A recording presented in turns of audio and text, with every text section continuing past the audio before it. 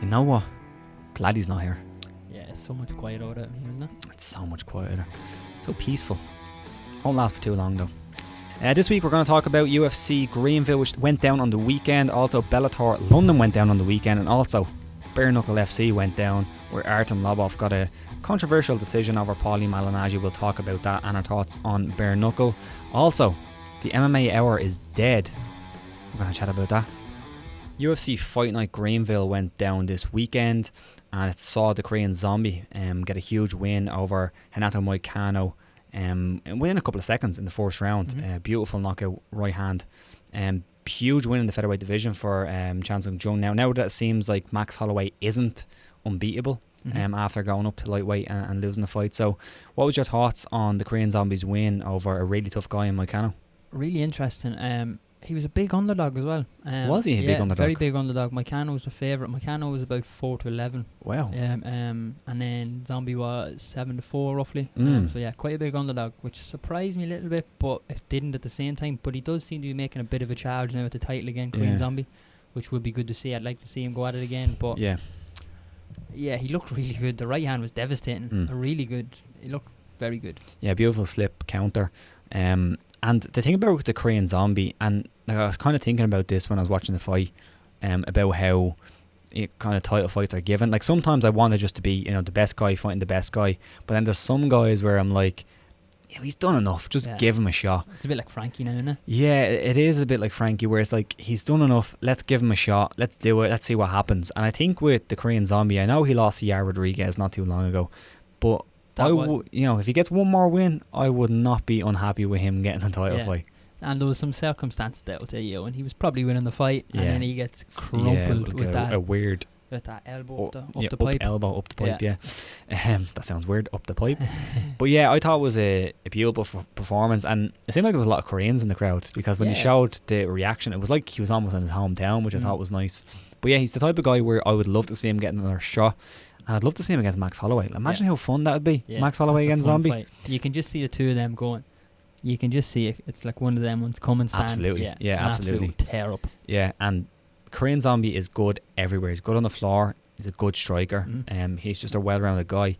And Moicano now is in an interesting position, because I think a lot of people were calling him kind of the future of the featherweight division. He's going to be like the next Jose Aldo. And now he has 2 losses against guys who, people felt like were maybe declining a little bit, especially Jose Aldo. Like I think a lot of people felt like Jose Aldo was almost past it. I don't think we ever said that, but I think the sentiment was, the younger guys are going to come up now and they're going to basically take his spot.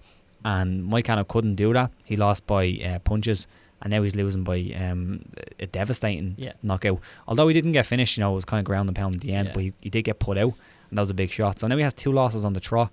Where do you go? And do you need to kind of reevaluate his position now? Yeah, it's a KO as well that puts some miles on the clock as well. It's one of them ones that stays with you for a while and makes you think twice, but maybe putting yourself in that position again, you can become a bit gun shy. We've seen it in Ngannou. We spoke about it as well. Yeah. It is one as well where Brazil, who is the next big Brazilian star? Brazil for a long time are just churning out star after star. You'd wonder if Andrade could be that, but I don't know. She's not the biggest talker. Yeah, so you've had a couple of guys now come through and they haven't really materialised to be that big breakout star for Brazil. And now you have Andrade, who won the title in her hometown and now is defending it on Chinese soil. It's a bit weird, isn't it? Yeah. Yeah, I don't get that move. It's weird, but we might talk about that in the other news later. But yeah, really, really good performance by the Korean Zombie.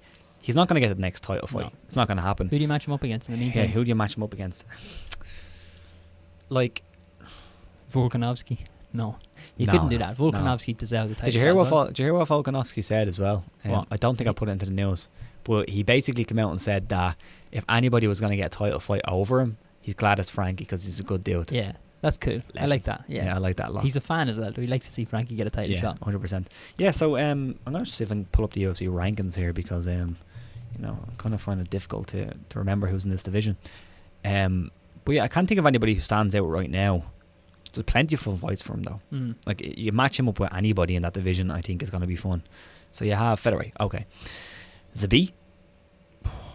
That's a tough fight, isn't it? Yeah, that's a good fight, isn't it? That's fun. Zabit's match, Brian Ortega. Is Ortega matched at the minute? Zabit, let me check. I think Zabit and Brian are fine. Are they? I don't know. I vaguely remember that fight being matched. No, I don't think so. Either one of them, if they're not matched up, would be fun. Mm-hmm.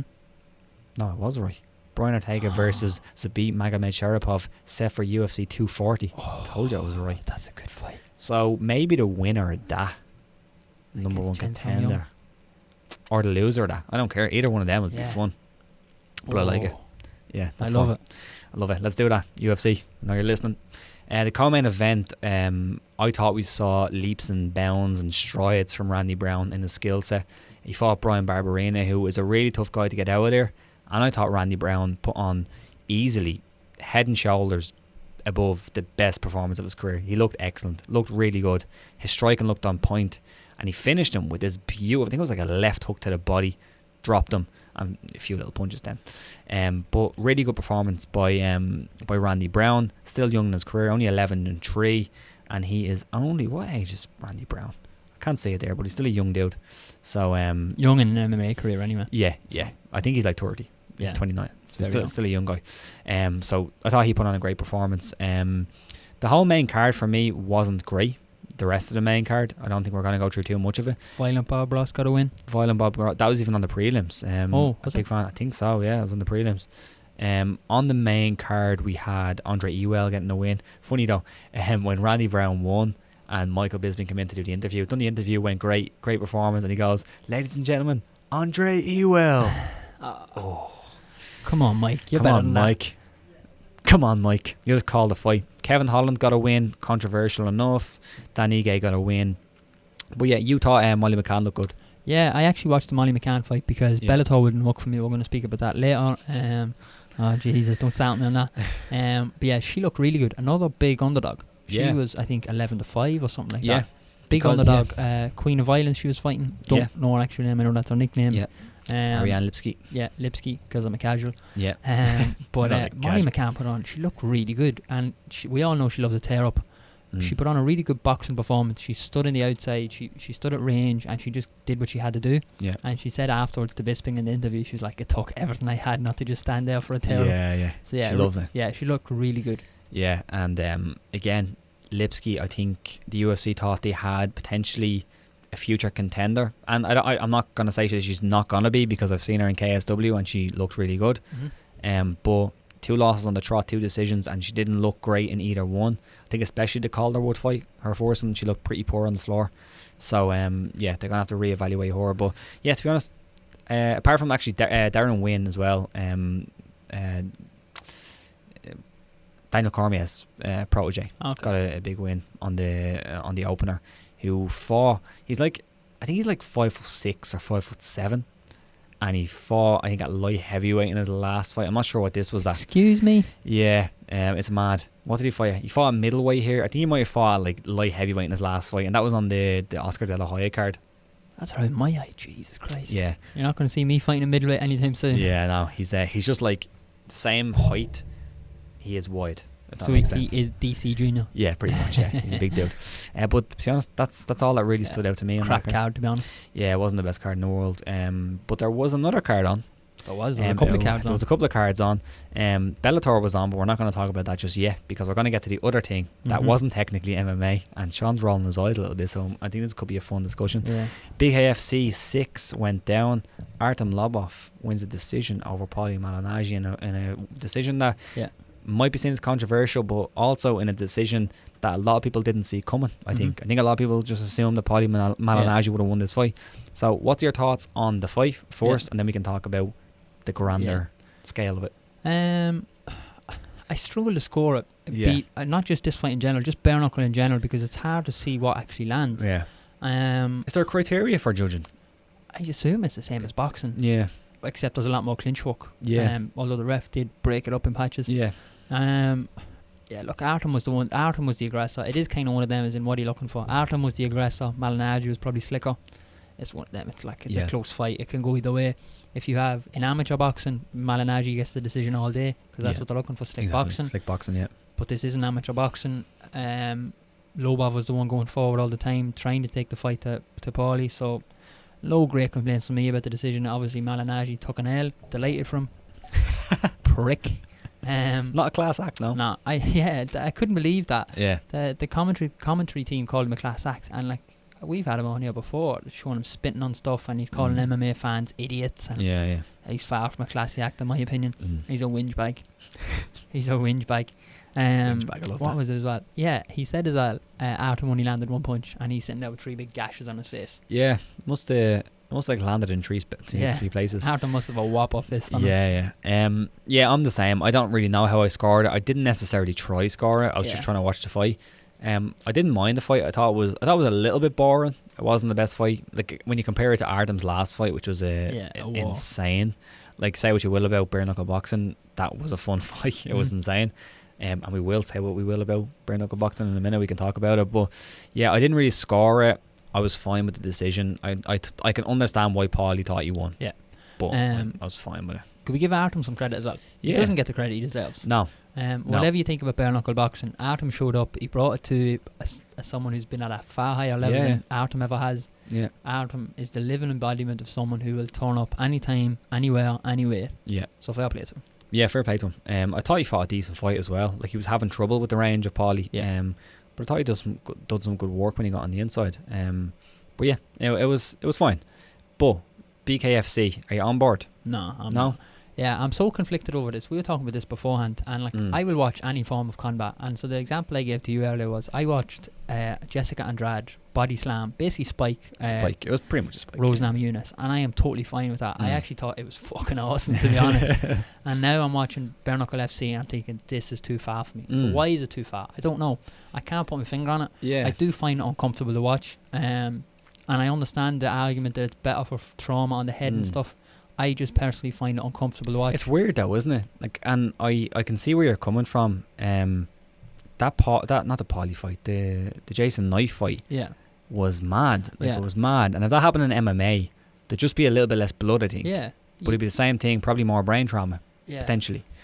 I don't know why I don't like it. I just struggle to watch it. And who knows, maybe in 10 years, like, it's so new to everyone. Maybe in 10 years it'll be like, okay. And maybe we're at the stage that a lot of people are at with MMA when it started.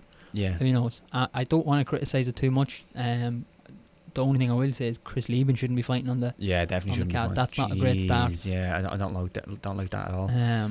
But yeah, I think there's something about bare knuckle where it is a little bit unsettling. Yeah. And I don't know why, because as you said, it's probably not that much more damaging. But like, I have to like give them the old tip of the hat. I think they're doing a good job. Yeah. I think they're promoting it pretty well. And I don't think they're going too overboard on the I guess the gruesome side of it. Yeah. Like, I think they're promoting it like as far as I've seen, they haven't been going too overboard on that. Yeah.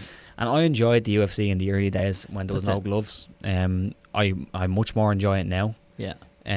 But yeah, it's weird. I think it's just the cuts. The cuts are weird. Yeah. You know. They're proper gashes. Yeah. Like there's a deep wound there. It is something as well. Well, I think the gloves are kind of a superficial thing for fans. They're absolutely maybe I watch UFC thinking this is great. The lads have gloves on, so they're fine. And then I'm watching bare knuckle. I'm like, that's barbaric. Yeah. I don't know. But like if you want to go back and look at the whole idea of having the gloves, it really isn't to protect the head. It's to protect the fist. Yeah. You know, you can punch a lot harder when you have a glove on. And those guys like Tank Abbott back in the day when people didn't wear gloves, and he chose to wear gloves because he knew if I'm wearing gloves I can punch harder. I'm not going to break me hands as easy. We still see broken hands in MMA because I still small gloves. So it's they really don't protect the fighter at all anyway in the head. So I don't know. It does raise the question as well, because the thing I love about combat sports is the primal element. It's like, okay, you two guys don't like each other, so you're going to talk shit, but at the end of the day you're going to stand in a ring and you're going to have a fight, and that solves it. But then it is prize fighting. To them, it's prize fighting. So from a prize fighting element, why should there be gloves? But from an entertainment view, for someone like me, there should be gloves. So it is that mix of maybe it's just too far for some people. Yeah, but isn't there like an argument for and against every single argument on either side? Like if I say everything we've said so far has a exactly, and you can see what the argument is. Like if I say, it seems why aren't you wearing gloves? Like what is the reason for you not wearing gloves? And then like I basically can say like it's because of the whole brutal aspect. You want to promote how brutal this sport is. Yeah, and it's better for it. There's less head trauma. Yeah, and then you can say there's less head trauma, and then you're like, why do you wear gloves? So you can punch harder. Yeah. So there's an argument for and against. So it's kind of a weird one. Personally, I won't be watching too many of the fights. I'm not going to criticize it too much because it is for some people. There's a lot of people who don't like MMA. So yeah, I just personally won't be watching a lot of them. Will you? Yeah. I don't know. I enjoyed if Lobov and Jason Knight fight again, I probably will watch it because I just like fights. But I it's not my favourite sport. Yeah. I'll put it that way. But yeah, it's a weird one. My laptop's about to go dead, so if it goes dead, you can say the next couple of news pieces. Bellator went down as well. Bellator London. Rafael Lovato Jr. got a win over Gegard Mousasi and captured the title. And again, another fight where I think a lot of people just assumed that Mousasi would win, just like a lot of people assumed Paulie Malignaggi would win. Thoughts? I think this could be a really big win for Bellator. Lovato Jr. winning, because Gegard's still a guy that people look at and say, yeah, he's one of the best in the world, even though he's in Bellator. He was one of the first guys to move over to Bellator at the time. Still in like maybe not in his prime, but still at a level where he's in his prime, if you know what I mean. Yeah. He's still close to his peak. So I think Lovato Jr. beating him kind of does bring some legitimacy to Bellator. Yeah, I think so. Yeah, he's almost like a homegrown talent of sorts, and it kind of happened when Benson moved over to Bellator. He lost a couple of fights, and I think people people were other guys were competitive with him, and now you can kind of see it in one, like where guys have been competitive with DJ and Eddie Alvarez lost and Sage Northcutt lost, and it does add some legitimacy. I don't know if that means people will stay on board and watch it. It's kind of we don't have any proof of that, but I do definitely think that it adds some legitimacy. And I thought it was a really good performance. He looked really good. Yeah, I thought it was a really good performance. You know, Gegard has had problems with good grapplers before, especially good grapplers with a good top game, where Gegard couldn't get out of there. And I thought Rafael Lovato Jr. in the 5th round, it was basically win this round and you win the fight on either side. And Lovato has never fought 5 rounds, and he came in and he lost the 4th, and then he comes in and he wins the 5th. I think that's very impressive. Yeah, it's that's a guy who was 8-0 at the time. I thought it was very, very impressive. Yeah, interested to see what they do with him next. Yeah, I wonder. Like some guys there, they could match him up with like a legend, because they have plenty of legends around there. But obviously Chael is gone now. I wouldn't have been surprised if it's true Chael. They might whip Chael out again. Yeah, they might whip him out. Yeah, Chael's been very angry at Luke Thomas as well. I seen that. See that? Actually, yeah, it's funny. But yeah, was Chael a great fighter? It's hard for me to say. I'd be interested in your opinion on that. Yeah, I've said, I think it was last week or the week before, I think he's a drugs cheat, and he can say what he wants, but he's probably not the worst. He's probably the most high profile case that's been caught. He's a drugs cheat, like, at the end of the day, and I don't care how many people are on it. If you're cheating, you're cheating. It doesn't, just because there's so many people on it, doesn't bring legitimacy to the fact that you're cheating. Yeah, and I understand Noel's argument. Noel's argument was basically that he loved him, so it was okay. Yeah, exactly. Yeah, like, that was kind of my argument as well. You can't pick and choose who gets a free pass. Yeah. The reason why I say that is because Chael and Luke Thomas have been going back and forth. I think it's interesting. I think he was a great fighter because I think you have to be great to get the title contention level. Yeah. He definitely had some help. Other people might have had some help. And when he ran through it himself, but the list of fighters he's fought in his last 13 fights is insane as well. So you can't argue with that. And they are older, I would say. A lot of the guys were older when he fought them, but still, competing with Anderson Silva in his heyday, you're a great fighter. Chael was older as well at the time as well. Yeah, he was. What else stood out to you on the Bellator card? James Gallagher got a really good win, I think. Yes. Yeah, 3-rounder. 1-1 going into the 3rd round. I think he came out, he got an early takedown, good fight IQ, and I think he just looked really good. Really solid win. Did you hear what he said after the fight? No. That he was like on the brink of basically quitting MMA. Oh. He basically pulled out of the fight 2 weeks prior to the fight happening. He had panic attacks and stuff.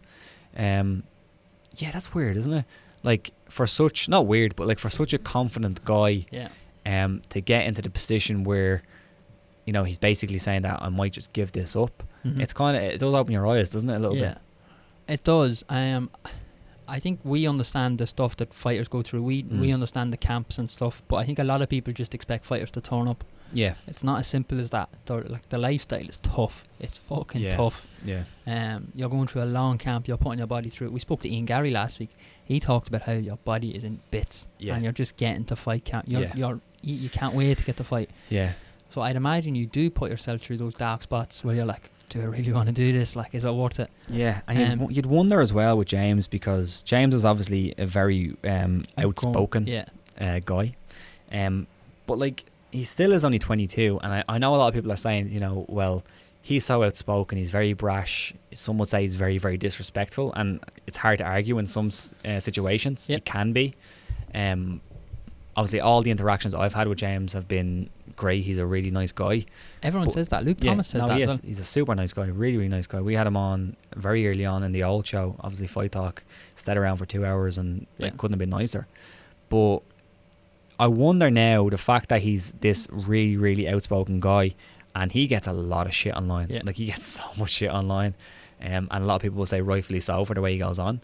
But I wonder if, like, looking at that compounded with the fight camps, as you said, just the fight in general, like, you're still going into a cage to fight another human being. All that pressure finally has caught up with him a little bit. I wonder. It is something as well, because he is playing a persona. Because everyone who knows him knows he's such a nice guy. So you are playing that persona, and then it is a switch you mentally have to decide to flick. It's like, okay, I'm this guy now. And then you do kind of get lost in between. It's like, okay, who am I here? Am I James? You're going through all that, and then you're like, okay, I'm this guy here. I'm the bad guy here. It's really good though to see him coming out and talking about it. There's a lot of guys. It's like Tyson Fury's been breaking down barriers there. Rory's been doing it as well. So it's really good to see them coming out and talking about it, and that they feel they can as well. Because that would have been a thing. It's taken away that macho man, whereas like, I'm a fighter, I don't feel pain stuff. So fair play to them coming out and talking about it. That's actually a great point, because I think it must be very difficult to come out and talk about something like that. Yeah. Because you have to be the guy who's always on. Yeah. Who's always the alpha male. Yeah. Like, you have to be that guy. And to come out and admit to a weakness that you have, and there's nothing wrong with that weakness, but it is there. And like, a lot of other fighters have it. I think it is important. The strength to come out and admit that weakness is unreal, I think. It's unbelievable. So fair play to him. Yeah, especially for a guy who's so outspoken. Yeah. You know, and he knows that people try to back at him. Yeah.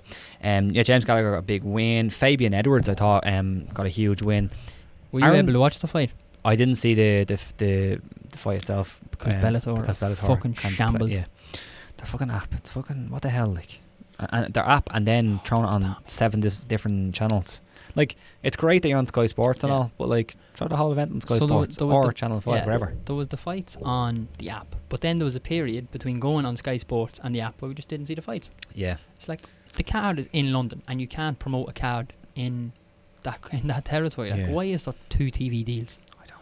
Like, I'd imagine Greenville got higher ratings in Europe than... I wouldn't be surprised. Probably. Because Fight Pass will work. BT will work.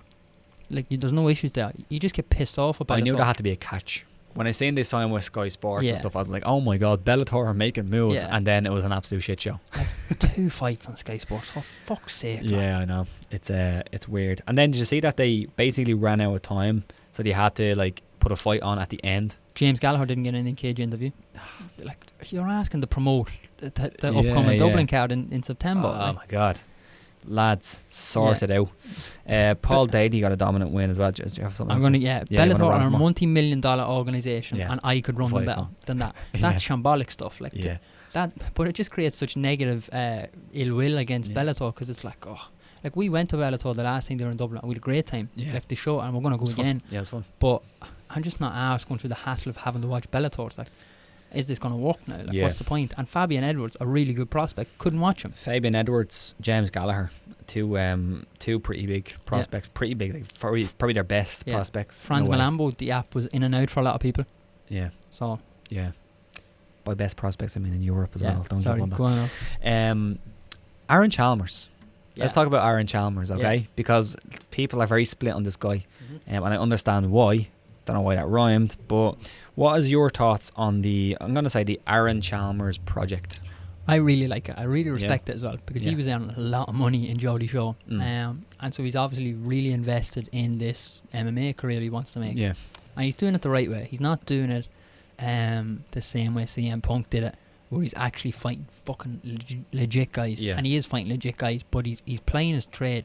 It's somewhat similar to, say, fighting in the lower leagues as a footballer and working your way up. That's what he's doing. He's earning his apprenticeship now, and fair play to him, because he doesn't have to do it. Yeah. So the motivation has obviously come from somewhere within him to want to do this, to get punched in the face, because he doesn't have to. Yeah. So fair play to him. I think Bellator, and he was on BAM for a long time as well, wasn't he? Yeah. Yeah, they're doing a really good job of actually building him up. Really good matchmaking. Yeah.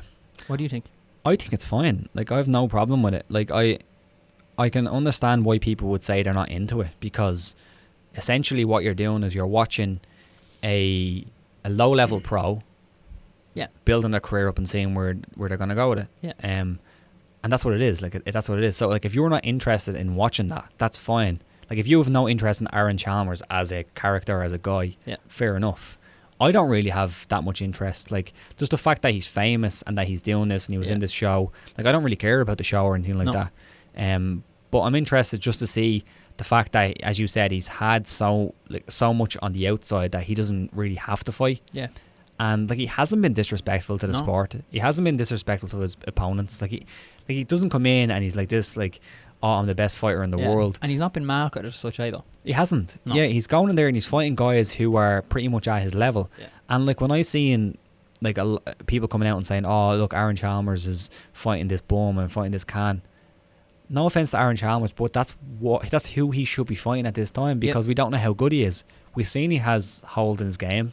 They're there. Yep. He's a young pro.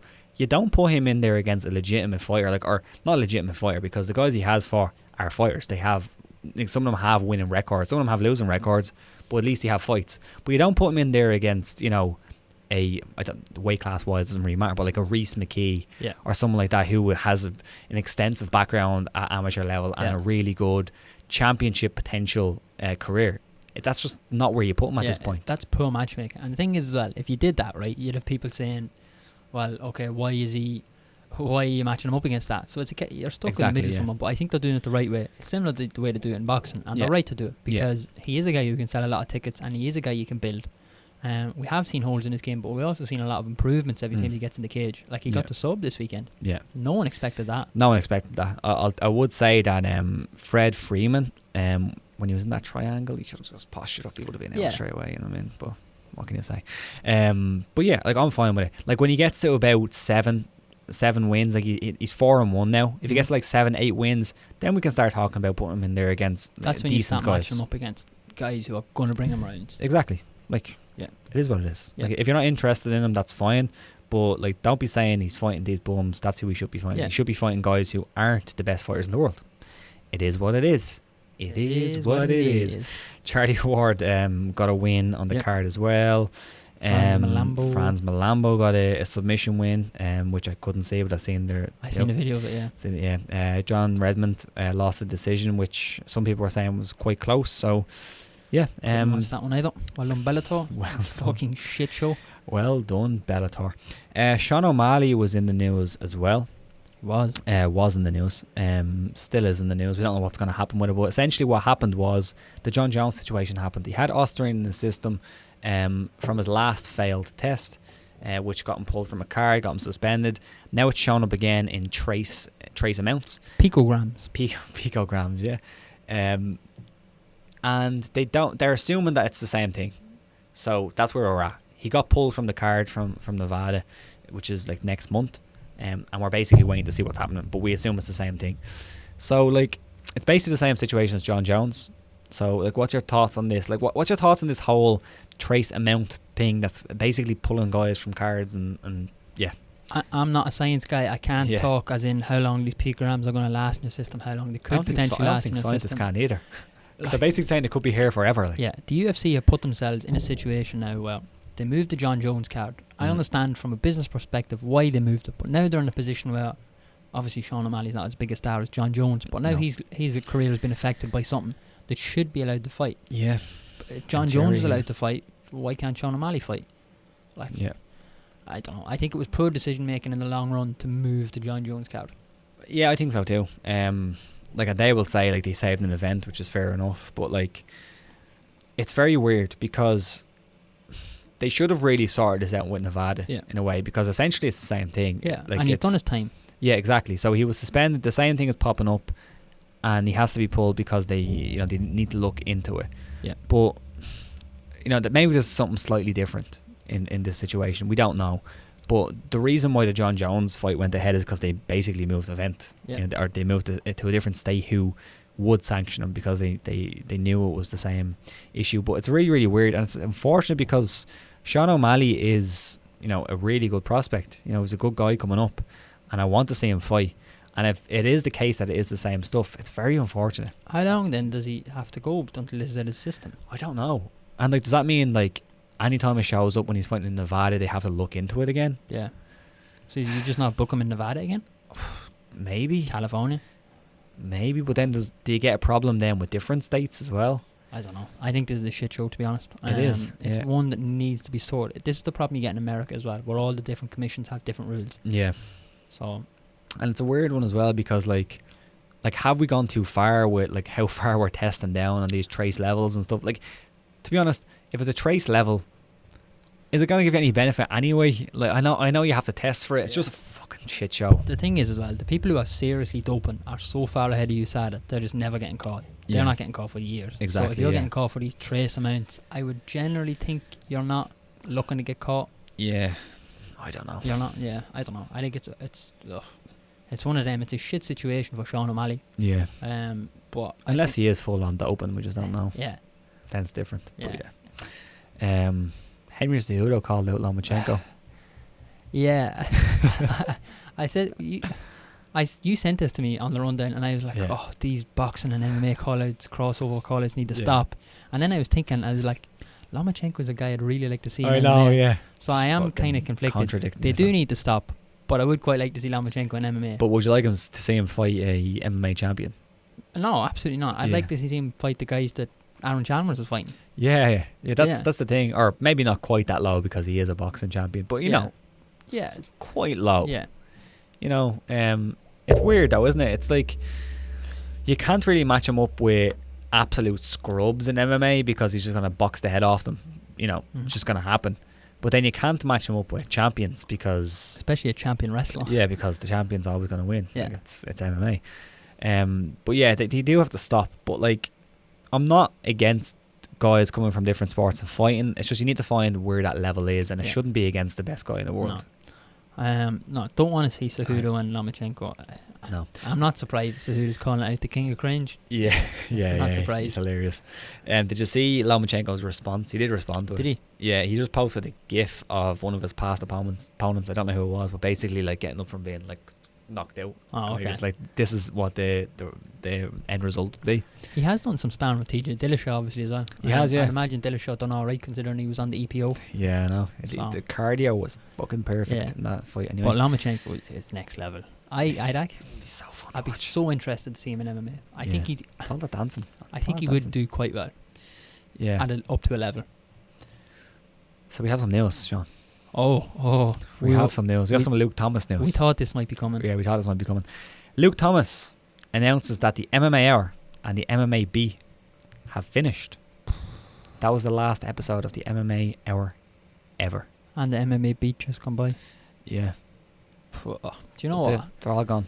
That's some OG stuff going right there, isn't it? I'm kind of getting emotional here. They'd be longer for you, but even when I started watching MMA, MMAfighting.com and MMA Hour, they were your go-to every week. Absolutely. Ariel Elwani and MMA Fighting, all them guys. Now the Athletic is basically MMA Fighting. Yeah, the Athletic and a little bit of ESPN. But yeah, the Athletic have taken on some really good guys in boxing and MMA. But that's some OG shit going right there, isn't it? That's some...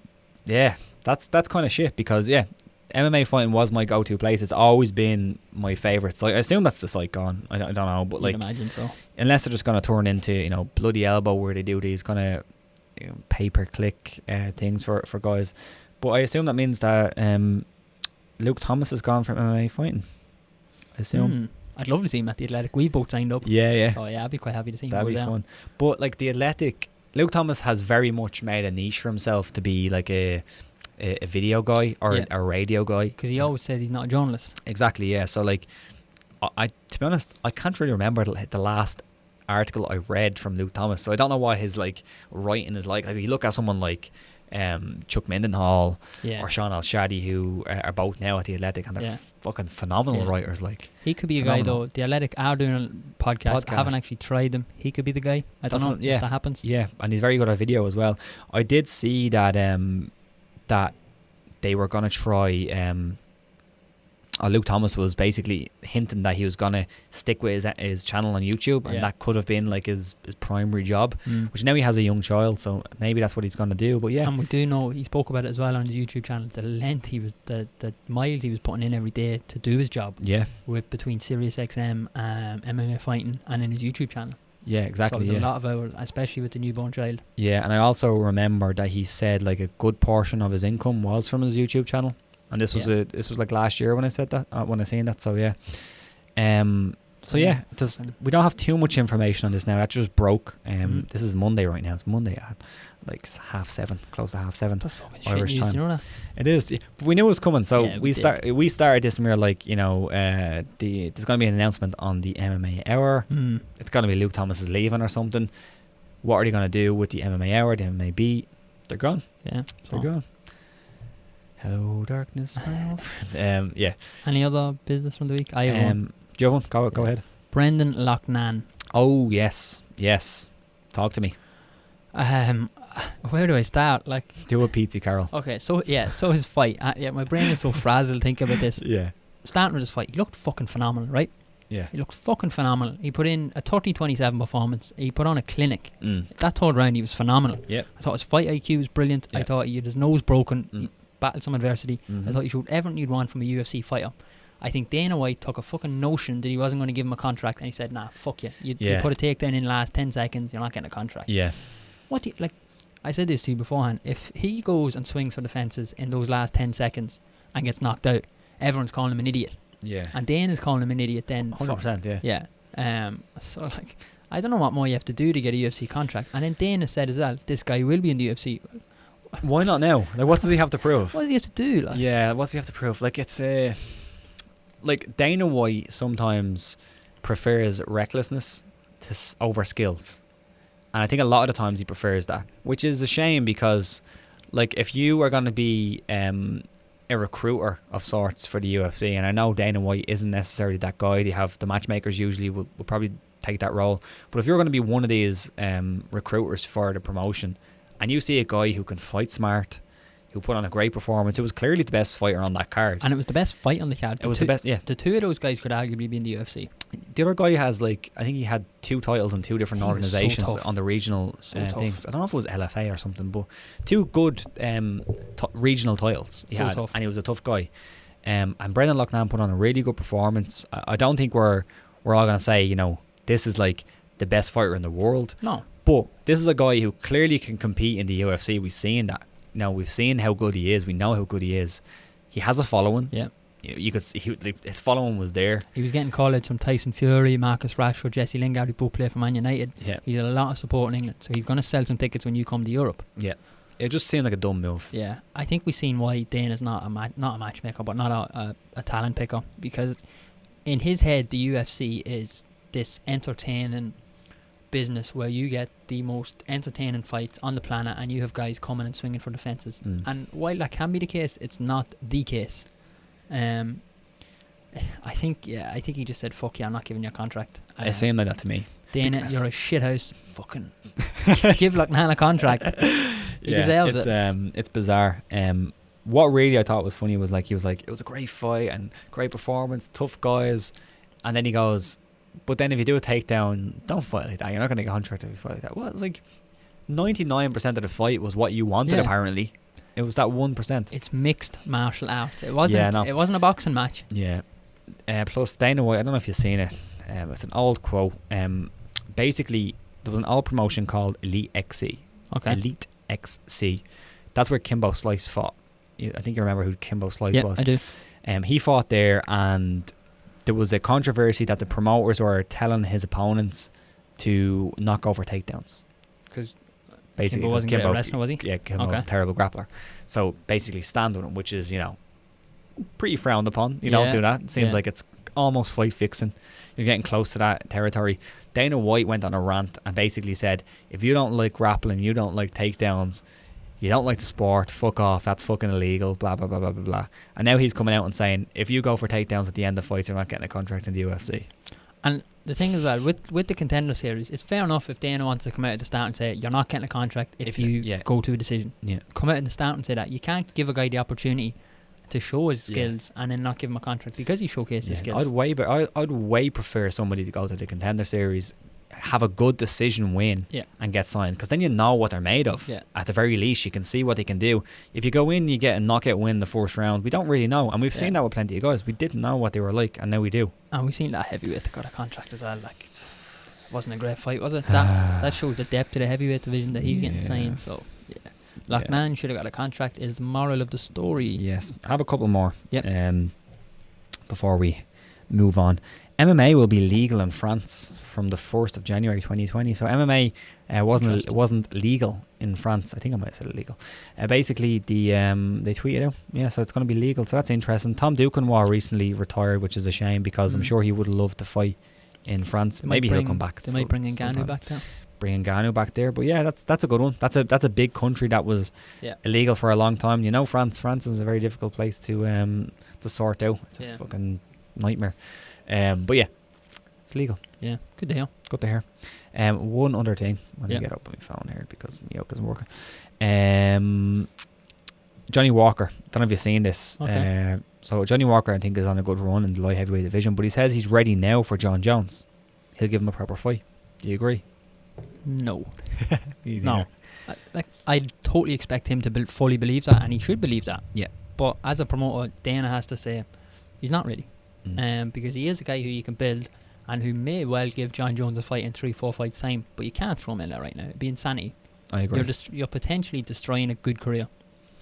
I agree. Well, we'll move on to UFC on ESPN 3. It's Ngannou versus Dos Santos. We're going to break down that card.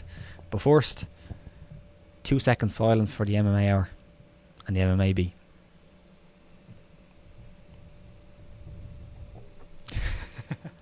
UFC on ESPN number 3, Ngannou versus Dos Santos goes down this weekend. We're going to look ahead to the main event and also the full main card, give our predictions, give our thoughts on the fight. But first thing, I want to throw it to you, Sean, because I know you are a fan of the business of MMA. Yes, you like, ratings and pay-per-view boys, all that kind of stuff. When you look at this card and you see that this is the third ESPN card, so this isn't ESPN Plus, the online thing, this is actual big ESPN.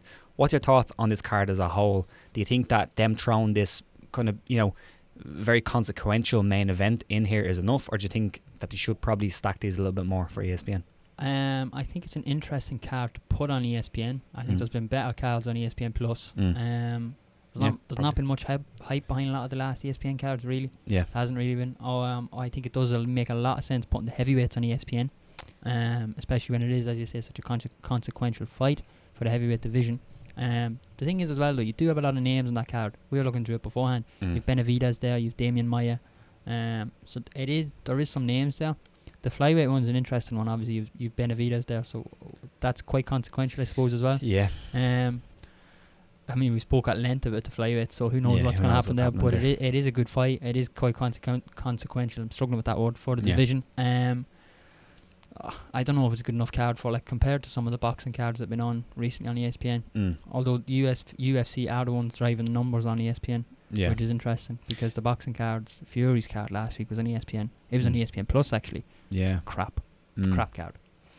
Yeah, I kind of feel the same. I think the main event is really good. It's an important fight in the division, and I think the UFC with heavyweights on television have done good business. So I think it's a good move, especially because Junior was a guy who was on Fox Sports when they moved over there. So kind of having him in this situation, I think, is good. Francis Ngannou, I think he's on the come up again.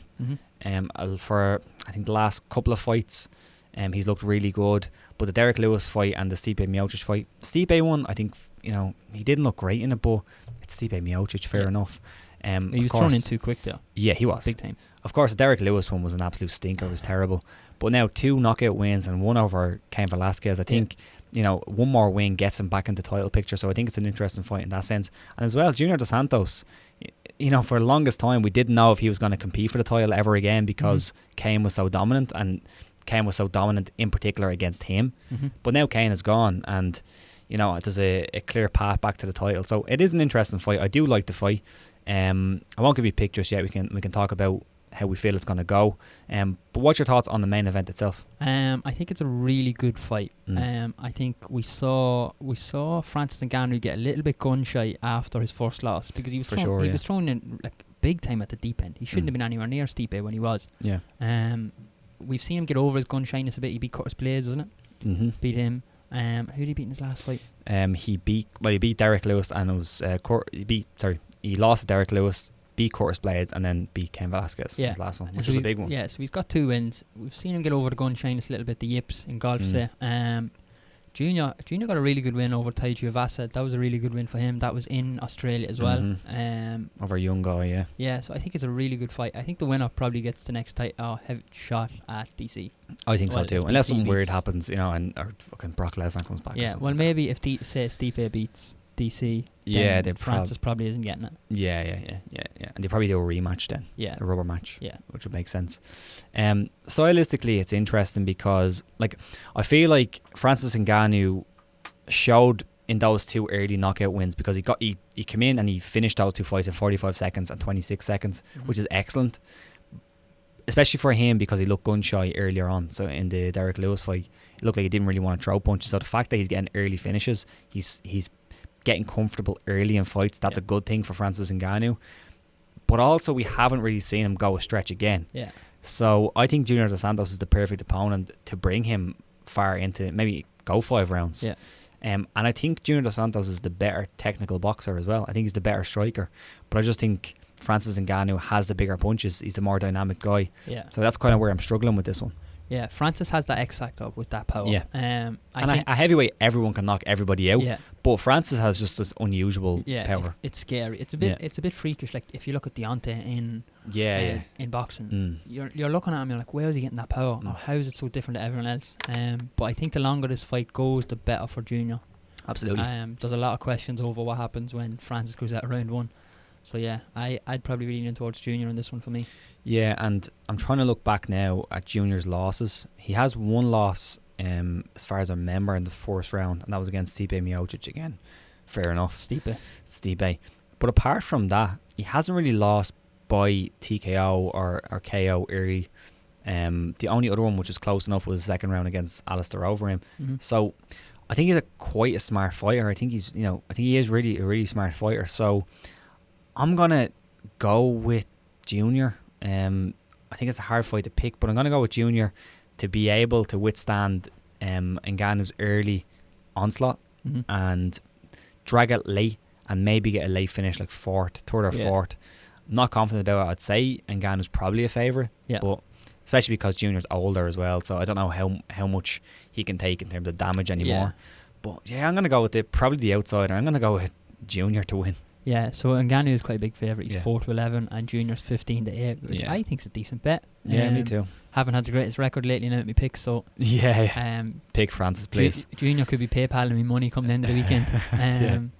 But Junior for me in this one, just because I think the longer, if Francis can land something in the first minute of the fight, as we were saying about his last 2 fights, then it could well be over. But the later it goes on, the better for Junior for me. If he can just slip and slide for the first round, 2 rounds, take it late, and see what Francis has in the tank really when it gets to those late rounds, because there is a lot of question marks. Yeah.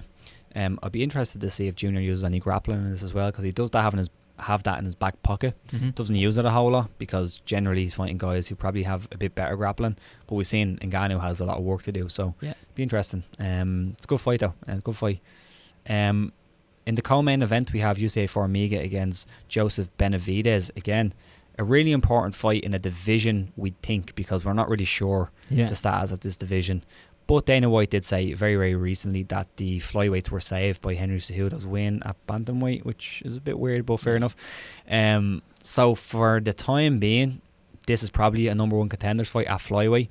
We'll have to see what happens with Cejudo if he comes back down. But if not, you're looking at potentially one of the next contenders for at least an interim title. Yeah. So I think it's an important fight in that sense. And I also think that now with both guys coming into this one, I think both guys are going to be way more confident in themselves because the division is apparently staying around. They're not really fighting saying, I don't know where this is leading to. At least they have some kind of inkling that maybe it's sticking around. Yeah, there's something on the line now, because when there was question marks over the division, there was fights booked and people were like, well, what am I fighting for? Exactly, those guys getting cut. There is still only 12 guys in the rankings of the flyweight division. But this, it's bizarre. I've seen a lot of people say on Twitter that the flyweight could kind of be like the women's featherweight division. Maybe, I don't know. I think there's a lot more to the flyweight than Isn't that. it mad, isn't it? Because like, I don't see that not being the case. Like, I mean, I think that's possible, but there's so much talent. I don't see the need for that to be the case. That's what I'm saying. Like, there's so much like I can see that happening, but there's so much talent. The difference is that in that division, that women's division, there's just no talent. So there's like a necessity for it to be that way. But in this division, like, there's so much. They have so many guys to go with. Don't understand it. Really good fight. I was actually surprised to see Formiga at number 1 in the rankings in the UFC. Obviously, lots of things will surprise you with the UFC rankings, but Benavidez, like, quality fighter, quality operator. He's probably deserved the title shot for a long time now. Since losing the Mighty Mouse. Yeah, and he's another guy who kind of like Junior dos Santos. We were like, will he ever win a title? Will he ever get back there? You know, with Mighty Mouse around for so long, and now Mighty Mouse is gone. So that's, you know, and he has a win over Cejudo as well. As you said, so it's a really good fight. I like this one. I'm not sure where to go with this one, and I understand why people will be surprised with Formiga ranked number 1, but he is in a good run. He's a 4-fight win streak, and he has some good wins there. Sergio Pettis, it's a good win, and I think Davison Figueiredo was a really good win, especially how he exposed him, because Figueiredo was kind of a guy that people were looking at flyweight. Maybe this is the next one. And I thought Formiga put on a lovely performance there. But Benavidez, for his whole career in that division, has been fighting the best guys. His whole career. He has a weird loss against Sergio Pettis, which was very close. That I actually watched that fight. I remember that one was very close. Very close. It was a 29-28, and it was kind of one of them. Yeah, it was one of them, which could have went either way. I'm going to go here with Joseph Benavidez.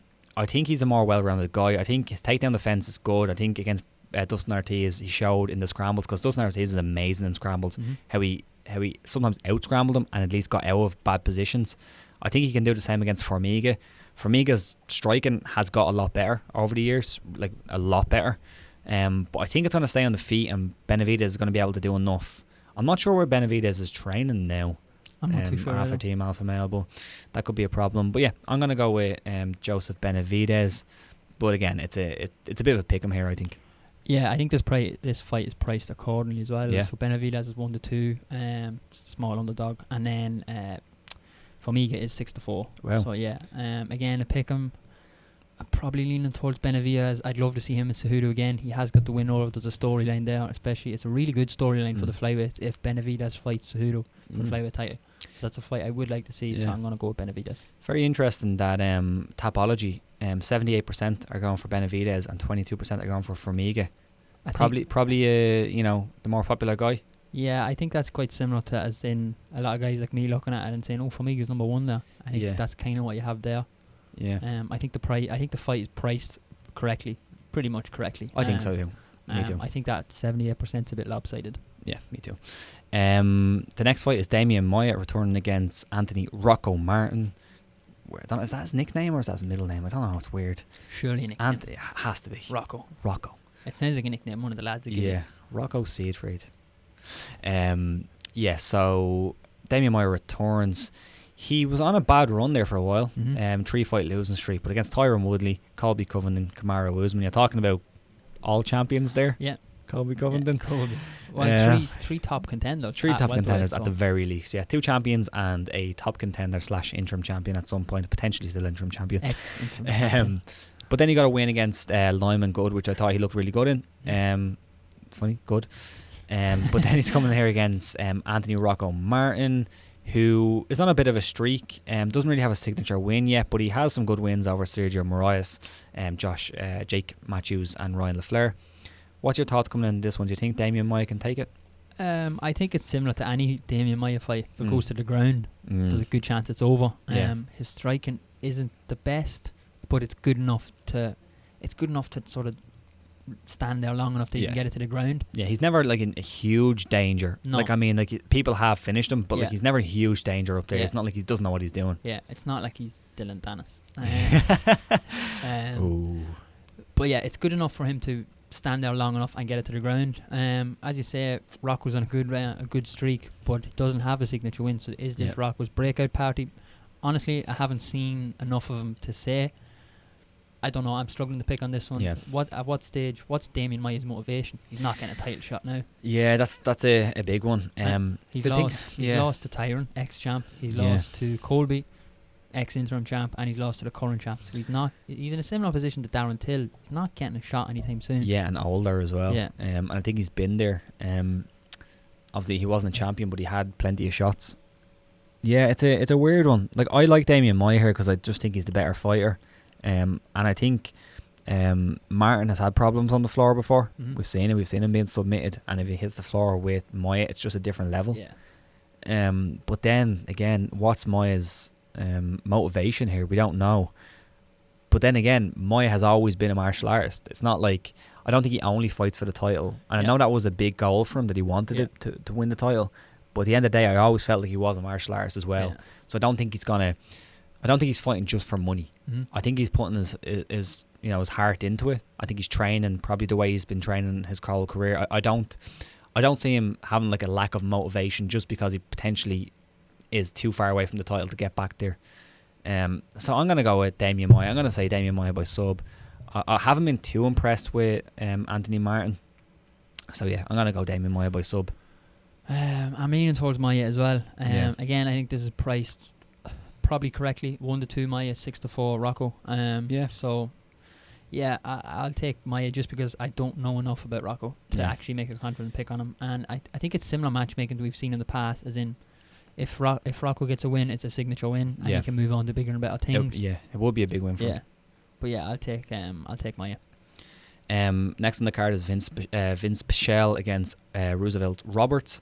Roosevelt Roberts for me is a very good prospect. I enjoyed his last performance. I thought he looked really good, and I enjoyed when he was on the Contender Series. Right, I thought that was a really good performance as well. Vince Pichel, he's a weird guy because he barely fights. Like, I mean, I don't know if he was out with an injury. I assume he was. Maybe if you can Google that, you can see why he was out. But essentially, he went through the Ultimate Fighter, and he lost in the finale. I can't remember if that was the actual finale. No, it wasn't, because he lost to Aloy Quinta. But he lost in the finale anyway. And he looked like a pretty decent fighter. But then he didn't fight for about a year and a half. Mm-hmm. Fought twice in 2014, didn't fight again until 2017. So... And then, so it's kind of weird. He lost to Gregor Gillespie, who was a good fighter, so you can't take that away from him. And he has shown to be a good fighter. He has some good wins. But I just think that Roosevelt Roberts is on a different level. Mm-hmm. He's kind of untested. Like, he has some good wins himself. He fought Daryl Horcher, and it's a good guy, not a great guy.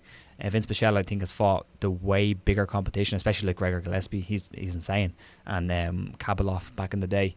But yeah, I'm going to go with Roosevelt Roberts. I like his striking. He's long. His grappling looks interesting. Good scrambler. Good wrestling. So yeah, I'm going to go Roosevelt Roberts in this one. I think this is really good matchmaking. Because as you say, Vince Pichel has been very inactive. Has fought the higher level competition. So if Roosevelt Roberts gets a win, it's a very good win to have on his CV. But it is one that's very winnable because of Robert, or because of Pichel, because of his inactivity. I think it's the type of matchmaking you often see in boxing. When guys are coming back from an injury, good level guy has fought some good fighters, gone distance, lost to a couple of good guys, but it's a good win. So yeah, I agree. Roosevelt Roberts did look very good on the Contender Series. So yeah, I'm going to take Roberts as well. Nice. He's 4-11, and Pichel is 15-8. Makes sense. On Tapology, everybody is going for Roberts. It seems like everybody. Well, 100%. That's like 75%. Okay. So not everybody. You have a quarter going for the other guy. We have Drew Dober versus Paulo Reyes. Marco Polo. Yeah. I'm going to go Drew Dober here all day. And usually when I go that confident, it's wrong. No, I'm very confident in this one. I think Drew Dober wins this, not easily, but I think it's a good matchup for him. Drew Dober's an excellent kickboxer. I think he keeps on the feet. I think it turns into a striking match, and I think he wins. Yeah, Drew Dober, big favourite, so well done, Rob. Yeah. 3-10, and Marco Polo is 11-5. So yeah, that kind Dober. of makes sense. Yeah. I thought I was special picking that one out. No, everybody's all over. What's Tapology all over like? Drew Dober. Oh yeah, all over Drew Dober.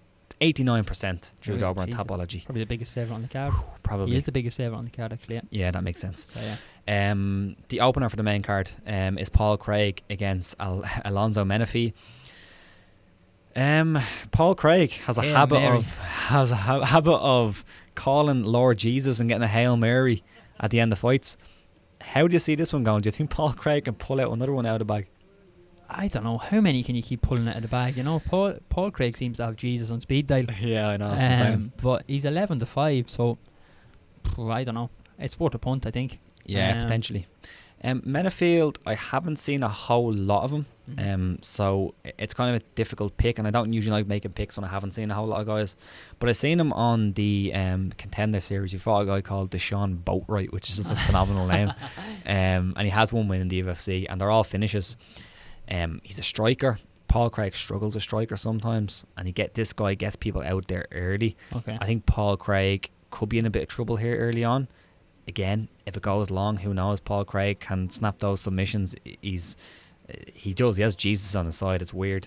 But I'm gonna go with Menafield in this one. I think it'd be a bit too much for Paul Craig. Yeah. But yeah. So as I say, Craig's 11-5 and Menafield it's 3-10. So I think it's priced accordingly. You can't really factor into your price in there that Paul Craig might throw up a Hail Mary submission at the end of round 3. Yeah, I know. And it does have to get to the stage where the quality opposition is going to win. So yeah, I'll take Menafield as well. Is there anything on the undercard that you like? Eric Anders on the card. Yeah. Not bad. Yeah, I'll probably watch him. Yeah, it's, to be honest, undercard ain't great. Nah, not great. The top 3 fights are quite good. I'm interested how many of the fights will be on ESPN. Yeah. I'd imagine quite a few could be on Fight Pass. Probably, yeah. It's alright. It's not the best undercard. I think the main card is definitely worth a watch. I think there's some great fights there. Like I think Pichel Roberts could be a cracker. I think Maya and Martin could be a good fight. The co-main event is potentially the best fight on the card, as in the best matched fight on the card, and then the main event is a big one in the heavyweight division, and it could be fun. So yeah, I like it. But yeah, let's move on and look back to educating young Sean, where we give Sean a couple of fights to watch. We gave him 2 last week, and then I'll give him 1 later on. He tells us what he thinks. Let's go.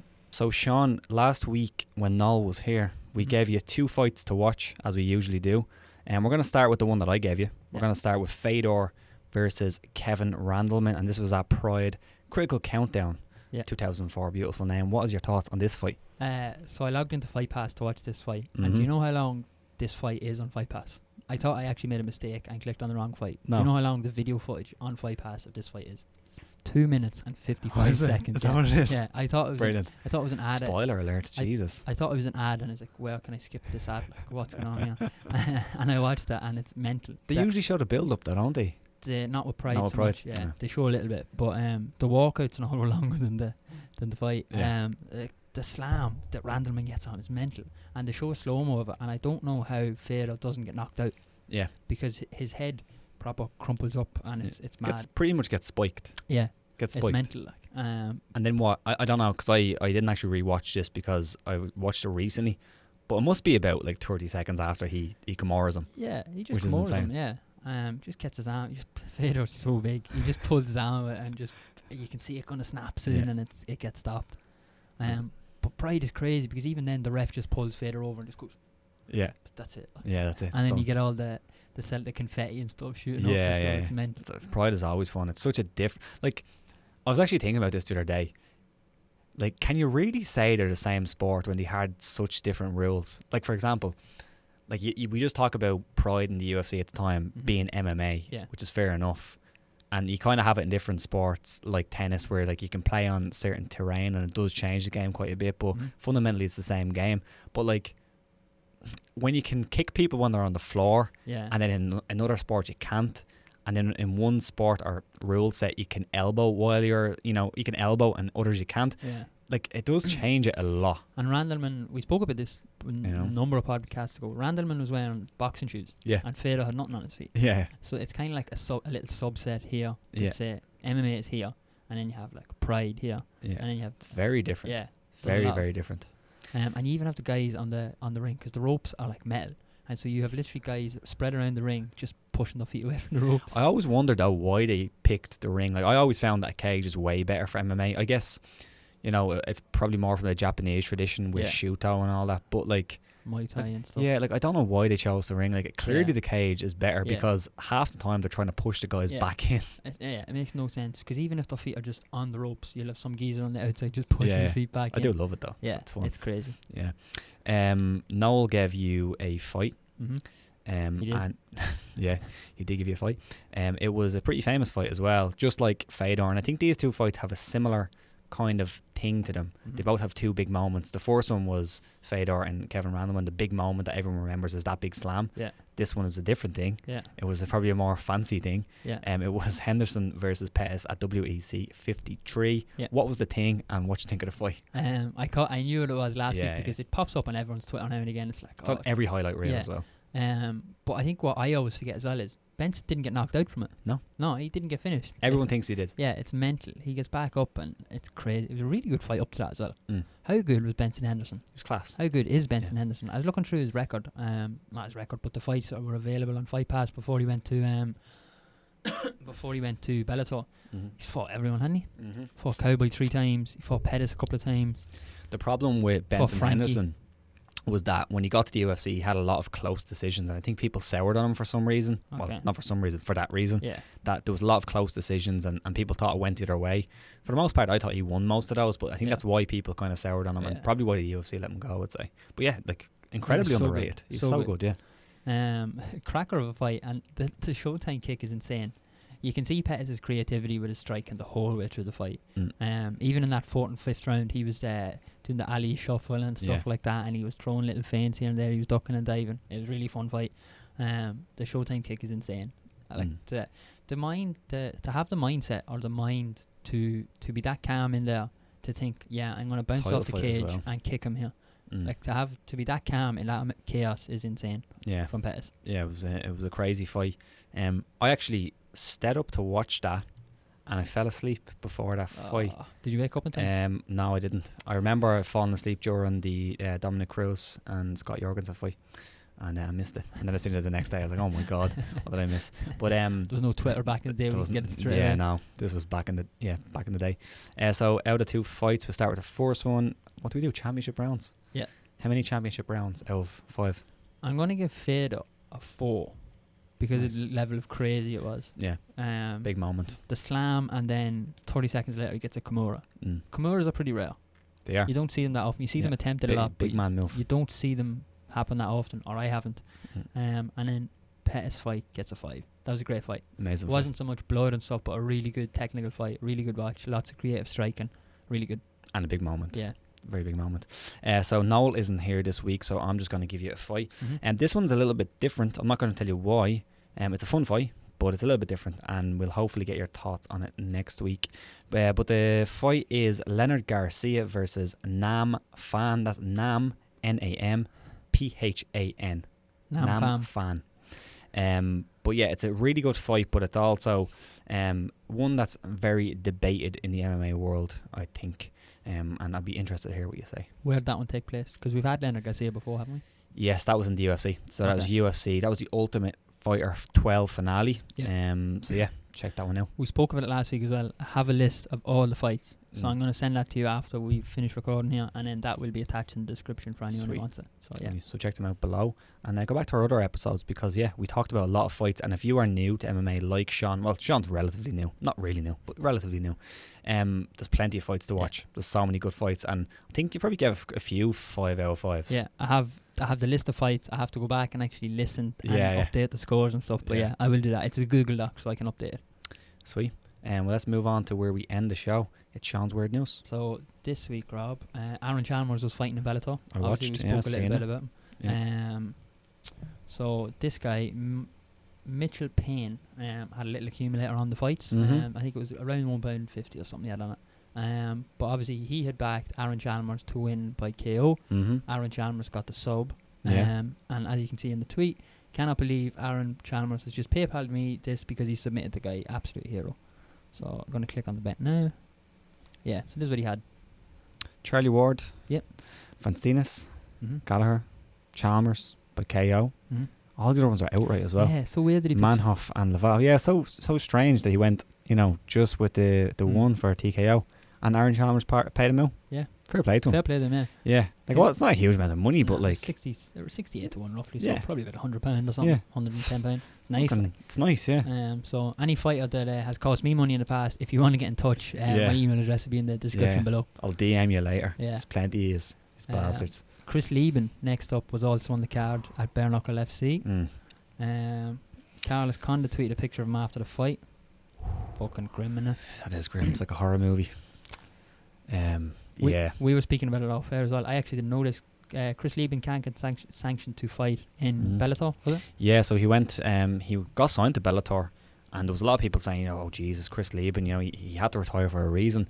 And then he went and got his medicals done. He failed his medicals. I'll try get what he actually failed for, but. Yeah, I'm always a bit uneasy watching Chris Lieben fight because at the best of times he was a great fighter. Yeah, he was took a lot of damage. He was a very, very good fighter.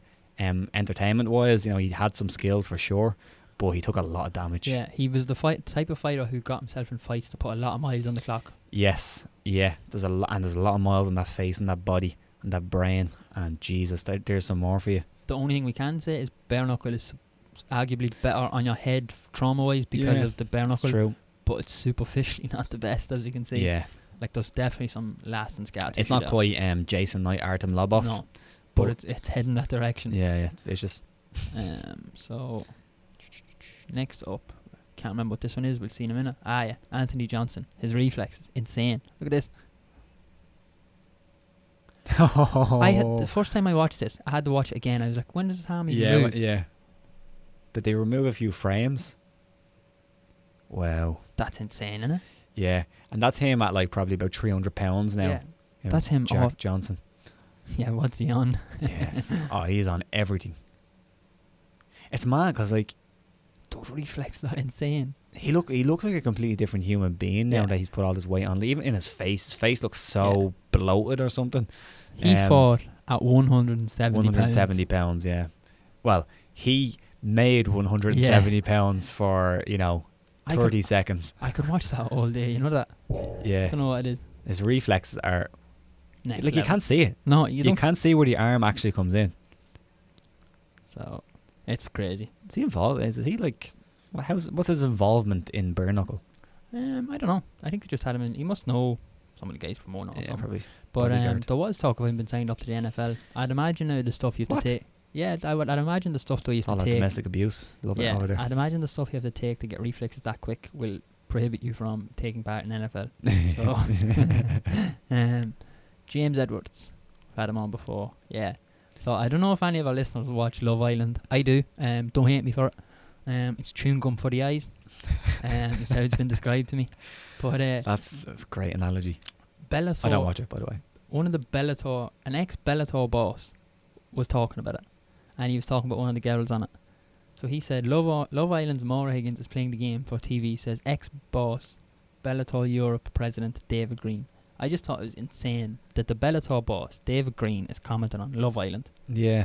And to be fair, Love Island probably gets more views than Bellator in the fucking right it does. In Europe because Bellator can't organise shit. Yeah, they can't. Yeah, they can't even set up a live stream. And I've had trouble with that, but I get it done. Yeah. Not a big fan of Love Island, but that's hilarious. And it's weird. Like, people like commenting on it, like, and sharing it. Like, look at Bellator talking about Love Island. Very funny. I don't get it. Yeah. So you've seen this video. We're going to get some audio on it. Let's see if we can get it. audio for this. Yeah. Oh, my God. This is so funny. This is from Boroshinia Depot. Yeah. Big fan of their YouTube. Let's see if we can get some audio on this. Karen Bryant is her name, isn't it? Karen Bryant, yeah. So she works for ESPN now. Used to work for Fox. So very well established, well respected MMA reporter. Yeah. Well, maybe not reporter, but interviewer, host. Host, yeah. And check out this magic. So after this fight, though, what are you going to do to kind of treat yourself? Because obviously we know that in the beginning of and trying to fix that, rehab, and then you're fighting. So what do you do after this? You're going to take a break? You're going to go to the, where it's like South Spain, get some bitches? Like, what are you doing? Oh, God. Gegard is like, what do I say? So Pause that for 1 second. What are you going to do to kind of treat yourself? Because obviously... Just make sure we have the audio up all the way on the laptop. I don't know if it is. I don't know if that changes things. I'm pretty sure you can still hear it. But like, that's the refresh one. Yeah, just on the laptop there. Is it up all the way? It will be now. Cool. Yeah, we'll replay this just in case that was missed on the recording. Press back. Sean's having the shambles there on the laptop. Anyway, all right. What are you going to do to kind of treat yourself? Because obviously we know that in the beginning of the year, you were working on an injury and trying to fix that, rehab, and then you're fighting. So what do you do after this? You're going to take a break? You're going to go to the, where it's like South Spain, get some bitches? Like, what are you doing? God. That's car crash stuff. I love that she realised, like halfway through when she was asking the question, I don't know if she panicked and she didn't know what to say, so she was just kind of saying words, and then the only thing that came to her mind was, get some bitches. And then she realised immediately after, when she was laughing, that I fucked up. You were telling me beforehand she has a massive crush on Gegard. I didn't notice. Yeah, big time. Yeah. I remember watching one of their interviews and she admitted that she had a big crush on Gegard. So that's why. There you go. It is like when you're younger and you're talking to your crush and you're it's like that in-betweeners moment when they're like exactly. I don't know what to say, and you just say something silly. Do you see that video that's floating around on Facebook, and it's some kid and he goes up to this girl and there's some music on and he's just dancing in front of her. He's just dancing for like, it must be 5 minutes, and she's just staring at him. Yeah. That reminds me of that a little bit. She's just dancing in front of him with her stupid words. Last but by no means least, we have an update from the Will fucking Fleury on his diet. It was a great week actually in Spuds. Yes. So we have 3 pictures from Will with regards to the Spuds. There we go. So the first one is this. I think this is quite a debatable choice of meat to have with your Spuds. Yeah. A fairly dry dose. Yeah, like Spuds are kind of dry anyway. Yeah. So you do need a little bit of juice to go with them. Some meat with some gravy, some roast beef with some gravy or something. I understand, he's a fighter, he doesn't want to add too many calories to it, but you can get some kind of low cal, low salt thing to go on them, for sure. Yeah. That was one day. This was the next day. He's on the same buzz again. Bit of goat's cheese there as well by the looks of it. Is that goat's cheese or is that cottage cheese? Oh. I'm not a keen cheese man, so I don't like cottage cheese. Like goat's cheese? Yeah, it's alright. Okay. Cottage cheese not a big fan of. To be honest, goat's cheese, I said it's alright. Don't know if I like it or not. Can't remember if I even had it. But yeah, at least there's a bit of consistency there, a bit of wetness to the food. Yeah. This was him watching the fights at Bellator. He actually managed to get a stream up to watch the fights. Fair play to you. It looks like he's watching on an illegal DAZN stream there by the looks of it. So. Will you give yourself away? Will a Bellator fighter as well? Lots of sauce going on here. I like this now. A lot of Spuds. Different What sauce. is that? Looks to be a bit of mustard there and a bit is of red. That mustard? That's a lot of mustard. Is that red sauce? And is that cheese? Looks like a relish. Okay. Relish. Cottage cheese maybe. I'm not sure if that's mustard though, because if that's mustard, that's a lot of mustard. Although you can eat as much mustard as you want. Yeah, mustard and Spuds would be a bit debatable as well. I'm not too sure. It is, yeah. I'm just trying to think of what sauce would be yellow. He's a man for his Spuds. He has a lot of them. He needs to try out different things. Yeah, he's just diversifying. Yeah, maybe he doesn't even like that. Maybe that's just the first time he's doing it. Yeah. Maybe he'll let us know. But yeah. That was it. That's all we have this week. So thanks, Will, for the update with that. Yeah, thanks for the update, and thanks to you, Sean, for filling in for Noel this week. Yeah, it was brilliant. And thanks to everybody for listening or watching. And if you can just subscribe, click the little subscribe button down here on YouTube if you're watching, and click the bell as well, because I noticed that a lot of people aren't getting the notifications, because either am I, which is weird. So yeah, give the bell a click, subscribe, give this a like, and check us out next week. We'll be here again. I think Sean will be here with me. Yeah, so if you like this, you'll like next week. Yeah. Cheers, lads. So apparently if you press this button somewhere here, it subscribes and you get all the notifications for the show. So hit that button there. You have to click the bell though to get the notifications down the bottom. Make sure you hit it, and they get the ringer things, because Rob didn't know. So it's the button there or there. It's somewhere roughly around